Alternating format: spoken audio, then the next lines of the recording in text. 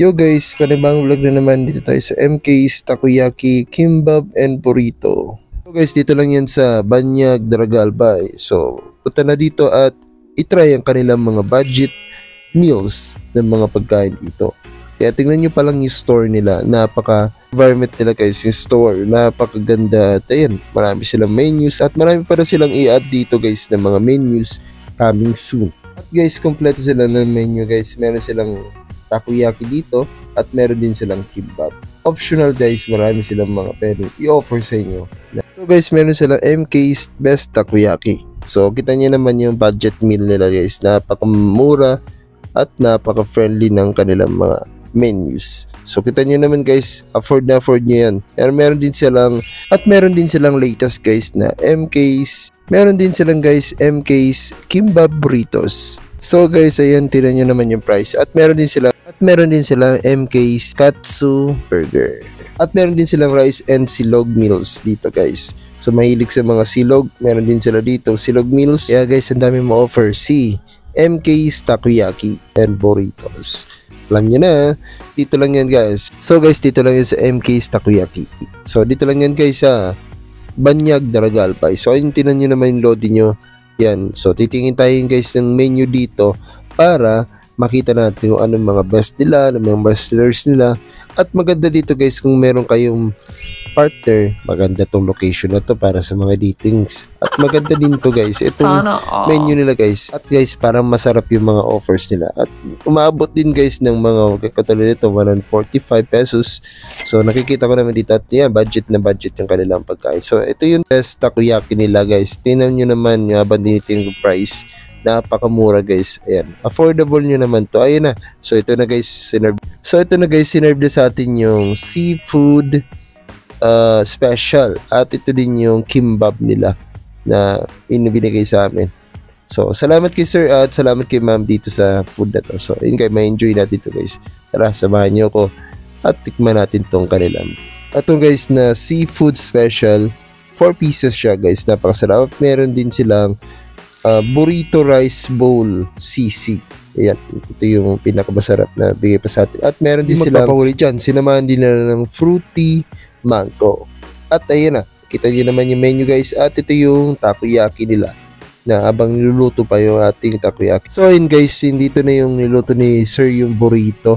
So ayan, kita naman natin kung paano ginagawa nila. Talagang niluto muna sa kawali. So guys, ito na yung pinakamasarap nilang niluluto na Max Katsu Burrito. So ayun guys, sinahalo na niya para ilalagay dito sa... So ayun guys, spread na niya para magkumalat yung rice dito sa seaweed. And guys, alam nyo, lalagyan pa yan ng toppings. Ayan, lalagyan niya ng meat and cucumber. Alam nyo na. So, para masarap yung... Parang guys, ang sarap itong Matkatsu Burrito nila. Dito lang yan guys sa MK's Takoyaki. So guys, ayan, nilagyan na ng mayo para mas masarap. Meron siyang meat and cucumber with mayo. At lalagyan din niya ng, alam niya na, yung mga nilalagay sa takoyaki. Ito yung guys, yung katsu burrito nila. So, yan, nakita niyo naman. Lalagyan pa yan sa taas ng, ayan, lalagyan nila ng egg. At i-roll na din yan. So, tingnan niyo naman. Ganyan talaga. So, good for 2 person na din yan guys. Malaki-laki kasi itong burrito nila. Itong katsu burrito. Yan naman ang kanilang masarap na burrito. Ito guys, tingnan nyo, nakakagutom. Napakasarap guys. At ito na din yung rice bowl sisig nila. So yung paghihintay natin solid naman guys. Ayan, dumating na yung burrito rice bowl sisig. So ito na guys. At dumating na yung kasama pa dyan, yung kimbap longganisa. At sasabayan pa ng seafood special. So guys, at meron din silang fruity mango. So, hindi magpapahuli yun. Talagang masarap guys. So, ayun guys, kukumbusin natin ito na yun at enjoy natin ito. Sabayan nyo guys. So, yung loading nyo, ayan. Napakaraming pagkain talaga guys na kakain natin. Ito yung kimbap, yung special seafood special, at yung kanilang burrito rice bowl. So, kita nyo naman guys. Fruity mango. So, let's go guys and kain na. So, today, gusto ko guys pakita sa inyo itong kimbab longganisa nila sa halagang 145, yung fruity mango nila sa halagang 68 pesos. At ito guys na seafood special nila is 85 pesos. At itong burrito rice and bowl sisig nila guys sa halagang 99 pesos, busog ka na guys. So budget nilang kanilang mga menu guys. Ito guys na burrito rice and bowl nila na sisig. So super sarap daw nito. So okay, masarap guys, talagang super spicy guys at maanghang naman siya, pero okay naman, hindi mo masyado maanghang. So ito try natin tong kanilang fruity mango.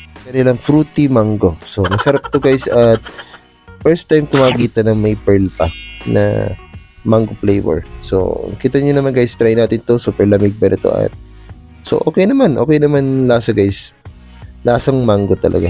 So refreshing talaga guys, napakalamig. So titikman natin ulit yung seafood special na guys. So ayun, masarap. Tapos itong kimbab longganisa nila sa halagang 145 pesos, busog na busog ka na.